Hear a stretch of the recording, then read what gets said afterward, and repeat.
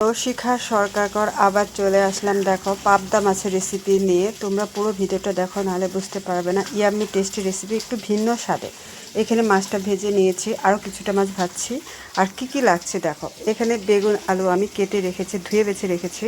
তারপরে এখানে পেঁয়াজ কুচি করে রেখেছি, আর কাঁচা লঙ্কা আছে। তারপরে এটা জিরা, সাদা জিরা আর একটা শুকনো লঙ্কা রেখেছি ফোড়ন হিসেবে দেবো বলে। আর মশলা কী কী আছে দেখো, জিরা পেস্ট, আদা পেস্ট, শুকনো লঙ্কা বা কাঁচা লঙ্কা মিক্সড আছে, পেস্ট করা আছে। আর এখানে গরম মশলা আছে।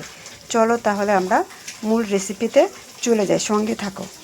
দেখো কিছুটা মাছ ভেজে নিয়েছি, আর এখানে আছে বাদবাকি কিছুটা মাছ। পরে আমি রান্না বসাবো, এক এক করে তোমরা পুরোটাই দেখতে পারবে। আর বলছি, ভালো লাগলে আমার ভিডিওগুলোতে একটু লাইক কমেন্টস করো, আর একটু শেয়ার করে দিও, বন্ধুদের দেখার সুযোগ করে দিও। পারলে একটু সাবস্ক্রাইব করে দিও আমার চ্যানেলটা, ঠিক আছে? বিভিন্নভাবে পাবদা মাছ খাওয়া যায়, পোস্ত দিয়ে খাওয়া যায়, সর্ষে পোস্ত দিয়ে। তারপরে এমনিও শুধুমাত্র পেঁয়াজ দিয়েও করা যায়, যে কোনোভাবে করা যায়। কিন্তু আজকে আমি করব একদম বেগুন আলু দিয়ে পাতলা ঝোল। সঙ্গে অবশ্যই থাকো, নাহলে মিস করে যাবে। অবশেষে আমার মাছগুলো ভাজা হয়ে গেছে, এবার রেসিপিতে চলে যাব। আর আমি বলছি, আমার পাশে থেকেও নতুন নতুন ভিডিও পেতে, সুন্দর সুন্দর ভিডিও আর রেসিপি নিয়ে আমি আবার চলে আসবো। কড়াইতে আমি তেল দিয়ে দিয়েছি, তেলটা একটু গরম হয়ে গেলে আমি জিরা আর শুকনো লঙ্কাটা ফোড়ন হিসেবে দিয়ে দিচ্ছি। এক এক করে সব কিছু দিচ্ছি, তোমরা সাথে থাকো। দেখো জিরা আর শুকনো লঙ্কা আমি ফোড়ন দিয়ে দিলাম। একটু ভাজা ভাজা বাদামি কালার হয়ে আসলে আমি পেঁয়াজ কুচি আর কাঁচা লঙ্কা দিয়ে দেব। দেখো পেঁয়াজ কুচি, কাঁচা লঙ্কা, শুকনো লঙ্কা, জিরা ফোড়ন দিয়ে আমি ভাজা ভাজা করে নেব। একটু বাদামি কালার হয়ে আসলে তখন আমি কী করব, কেটে রাখা সবজিটা দিয়ে দেবো। আর তোমাদেরকে বলছি, হ্যাভি টেস্টি হয় এই রেসিপিটা। খুব সিম্পল, ঘরে যা আছে সেটা দিয়ে তোমরা চটজলদি বানিয়ে নিতে পারবে। এখানে খুব বেশি জিনিসের প্রয়োজন হয় না, কিন্তু খেতে কিন্তু হ্যাভি টেস্টি। পাবদা মাছ এমনি খুব খেতে ভালো লাগে, বাচ্চা বুড়ো সবার পক্ষে ভালো, কারণ এটার মধ্যে কাটা সেরকম কিছু থাকে না। দেখো কালারটা কিন্তু একটু বাদামি বাদামি হয়ে এসছে। এখন আমি কেটে রাখা সবজিগুলো দিয়ে একটু ভালো করে নেড়ে চেড়ে নেবো। মশলা আগে গ্রেভি করে দেওয়া যায়, কিন্তু আমি সবজিটাকে আগে ভাজা ভাজা করে নেবো, কারণ সুসিদ্ধের ব্যাপার আছে। রান্নার মেন মূল মন্ত্রই হচ্ছে সুসিদ্ধ, আর সুসিদ্ধ না হলে কোনো রান্নার টেস্টই কিন্তু ভালো হয় না। এবার আমি লবণ দিয়ে দিচ্ছি, পরিমাণ মতো লবণ দিয়ে দিচ্ছি। তারপর একটু হলুদ দেবো, দিয়ে ভালো করে নেড়ে চেড়ে নিতে হবে। আর বলছি, প্রত্যেকে আমার সঙ্গে থেকো আর ভালোবাসা দিও। ভালোবাসা দিলে কিন্তু ভালোবাসা অবশ্যই পাওয়া যায়।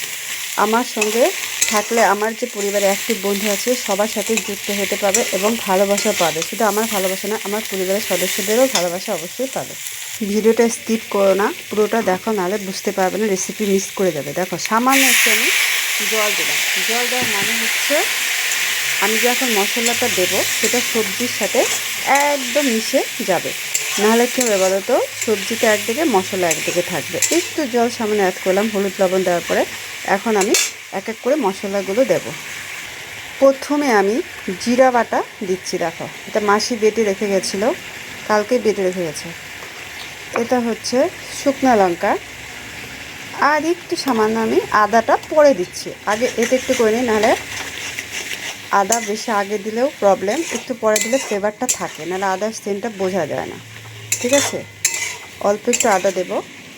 অনেকে পেঁয়াজ বাটা, রসুন বাটা এগুলো দিয়ে থাকে, কিন্তু আমি পেঁয়াজ রসুন এগুলো কুচি, রসুন তো দেবো না, পেঁয়াজটা কুচি করে দিয়ে দিয়েছি, ঠিক আছে? সব কিছুতে রসুনের ফ্লেভারটা ভালো লাগে না। দেখো কি সুন্দর কালার এসছে, দেখেই তো মনে হচ্ছে সেই লোভনীয়, বলো? এভাবে কিন্তু তোমরা চটজলদি ঘরে বানিয়ে নিতে পারো। মশলার থেকে যখন তেল বার হতে থাকবে, মানে সবজির থেকে, তখন মনে করবে যে কষানোটা হয়ে গেছে। এখন দেখো আমি আদা পেস্টটাও দিয়ে দিলাম, কারণ সঙ্গে সঙ্গে দিলে আদার ফ্লেভারটা থাকে না। যেহেতু কষানোটা অনেকটা হয়ে গেছে, এখন আদা দিলেও কোনো ব্যাপার নেই। তারপর আমি এখানে জল অ্যাড করব। জল অ্যাড করব পরিমাণ মতো, খুব বেশিও নয় খুব কমও না। এর জন্য সবজিটাকে ভালো করে প্রথমে কষিয়ে নিতে হবে, ভালো সুসিদ্ধ কিন্তু হবে না। অবশেষে আমার কষানো কিন্তু কমপ্লিট। এবার আমি জল অ্যাড করছি, পরিমাণ মতো জল দিয়ে আমি কিছুক্ষণ জাল করব, ঠিক আছে? জাল করার পরে আমি মাছটা দেব, একটু সঙ্গে থাকো। দেখো জল অ্যাড করে দিয়েছি। তোমাদেরকে আমার লাইফ হিস্ট্রি নিয়ে একটা ছোট্ট কাহিনী বলছি। একটা সময় এরকম ছিল যে সবার কাছে অনেক কথা শুনতে হয়েছে যে কোনো কাজের নয়, কিচ্ছু পারে না, এর দ্বারা কিছু হবে না। কিন্তু যখন আমি নিজের জেদ বজায় রেখে সব কিছু শুরু করলাম, তখন কিন্তু এক এক করে সবার সব কিছু ভোঁতা হয়ে গেল। যারা যারা সমালোচনা করেছিল প্রত্যেকের কিন্তু সব কিছু ভোঁতা হয়ে গেল। তারা বুঝতে পারলো যে এও পারে। তাই বলছি, কোনো কাজে কঠিন নয়, ঠিকঠাকভাবে করো। এই রান্না নিয়ে অনেক কথা শুনতে হয়েছে, কিচ্ছু পাই না, কিন্তু এখন কিন্তু সবাই অ্যাটলিস্ট বলে যে আমার রান্নাগুলোই কিন্তু হ্যাভি টেস্টি হয়। নিজেরটা আমি নিজে বলছি না, সবাই বলে, আমি সেটাই বললাম। তাই বলছি, কোনো কাজে কঠিন নয়, তোমরা চেষ্টা করো, অবশ্যই পারবে। কি সুন্দর দেখো কালার এসছে। এবার আমি একটু ঢাকা দিয়ে দিচ্ছি। 10 মিনিট পরে আমি ঢাকনাটা খুলে নেব। আমার রান্না কিন্তু প্রায় কমপ্লিটের পথে। তোমরা পুরো ভিডিওটা দেখার জন্য তোমাদেরকে অনেক অনেক ধন্যবাদ। আর একটু ধৈর্য সহকারে দেখো, লাস্ট ফিনিশিংটা দেখো, নাহলে মিস করবে। এবার আমি ঢাকনাটা দেখো খুলে নিচ্ছি। আমার কিন্তু রান্না প্রায় কমপ্লিটের পথে। এখন আমি ভেজে রাখা মাছগুলো দিয়ে দেব। দেখো, ভেজে রাখা মাছগুলো আমি দিয়ে দেব। তার আগে আরেকটু কাজ আছে, একটু সবজি নামিয়ে রাখতে হবে। এবার আমি ভেজে রাখা মাছগুলো দিয়ে দেবো। আমার হাজব্যান্ড যেহেতু নিরামিষ খায়, তাই একটু সবজি নামিয়ে রাখলাম। এবার দেখো, মাছটা আমি দিয়ে দিলাম, একটু নেড়ে চিড়ে নেব। তারপরে আমি একটু গরম মশলা দিয়ে দেবো। Heavy tasty. কি দেখে মনে হচ্ছে না খুব টেস্টি হয়েছে? তোমরা কিন্তু অবশ্যই করবে। আর আমার পুরো ভিডিও দেখার জন্য তোমাদেরকে অনেক অনেক ধন্যবাদ।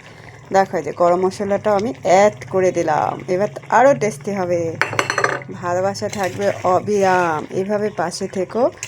আর আমিও তোমাদের পাশে অবশ্যই আছি। Bye, tata, thank you.